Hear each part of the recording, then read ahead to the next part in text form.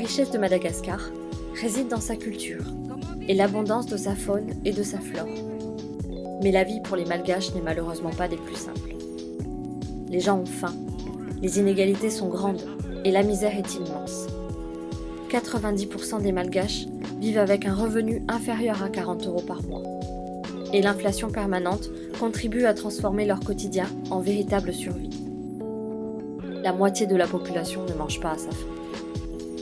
Alors que pouvons-nous faire, nous, petite association française ? Eh bien, nous pouvons en toute humilité nous adapter, apprendre des Malgaches, mais aussi partager notre expérience dans plusieurs domaines, et principalement la terre. La terre, comment la cultiver sans la détruire, comment la nourrir, la préserver, et y faire pousser des fruits et des légumes en harmonie avec la nature, afin que chacun puisse manger à sa faim. Nous avons décidé de le faire. Et nous allons tenter ensemble d'optimiser les rendements des cultures vivrières et ainsi offrir aux populations de meilleures conditions de vie. Nous allons essayer d'apporter donc du savoir et nos techniques à nous et essayer de partager quelque chose pour faire de ce lieu justement j'allais dire un petit paradis, mais c'est peut-être pas le terme adapté, hein, un écolieu en fait, comme on appelle en France, voilà, un lieu justement où on pratique la culture biologique et où les gens pourront venir voir justement ce qu'on fait, un lieu de partage en fait. Pour commencer, nous avons signé une convention de partenariat avec l'organisation paysanne Fitari Kandro. Cette collaboration se base sur l'échange de techniques de travail dans le domaine de l'agriculture. Elle devra permettre, au travers d'un enseignement mutuel, la réhabilitation du site d'Ambato Misibibi, anciennement dédié à l'élevage mais abandonné faute de moyens matériels. Nous devrons également nous adapter aux problèmes liés aux aléas climatiques. D'abord, une période de sécheresse qui entraîne une perte de rendement et une augmentation du prix des denrées alimentaires. Et puis une période de fortes précipitations où l'on voit apparaître diverses maladies, fongiques entre autres, sur les cultures, anéantissant ainsi des mois de travail. Un projet ambitieux, malgré les vicissitudes et les aléas de la météo à Madagascar, des conditions climatiques, ils ont quand même beaucoup de courage pour s'investir, pour s'engager dans un projet pareil. Les premiers mois que j'ai passés à Madagascar ont bien montré combien on en a besoin de ce genre de projet, de ce genre de personnes qui veulent s'investir, apporter un plus, une plus-value, de la valeur ajoutée aux jeunes dans leur formation, dans leur pratique au quotidien et dans leur investissement. Ça n'a pas été facile pour eux, mais il faut beaucoup plus que ça pour les décourager.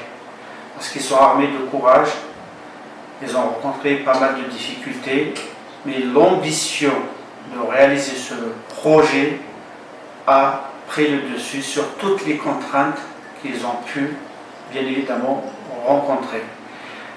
Rien que pour cela, je trouve qu'ils sont vraiment très méritants, au-delà de tout ce que l'on peut dire. Le projet en lui-même englobe toutes les problématiques de Madagascar. Tous les problèmes auxquels parfois les autorités locales, parfois les populations locales sont complètement démunies. Les normes d'hygiène, les normes tout simplement de sécurité, elles sont quasi inexistantes. Donc il y a tout un travail à faire d'éducation, de pédagogie, de mise en place. Et pour cela, je pense qu'au-delà de leur parcours diversifié, de leurs expériences, de leur savoir-faire, pourra être un vrai atout.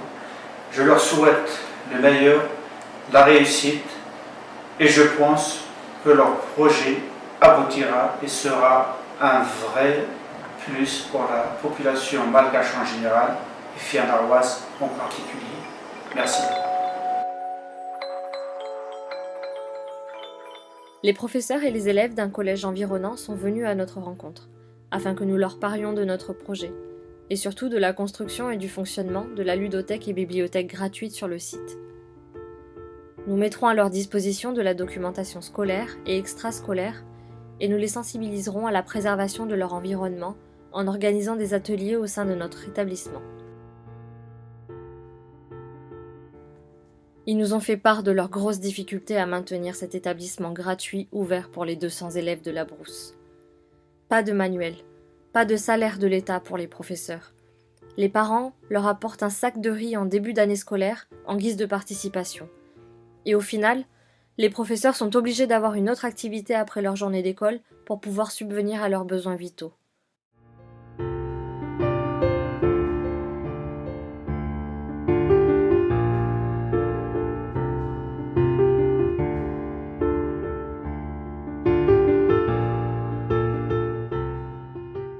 Il n'y a pas de notion de temps. L'action suivra son cours, en fonction des moyens humains et matériels dont nous disposerons, et nous procéderons alors par étapes. Nous avons tous la possibilité d'apporter notre pierre à l'édifice de ce projet. Que nous soyons sur place ou à l'autre bout de la planète, soyons acteurs. Participons à l'avancée de ce projet et soyons fiers du fruit de nos efforts, car ils ont vraiment besoin de nous.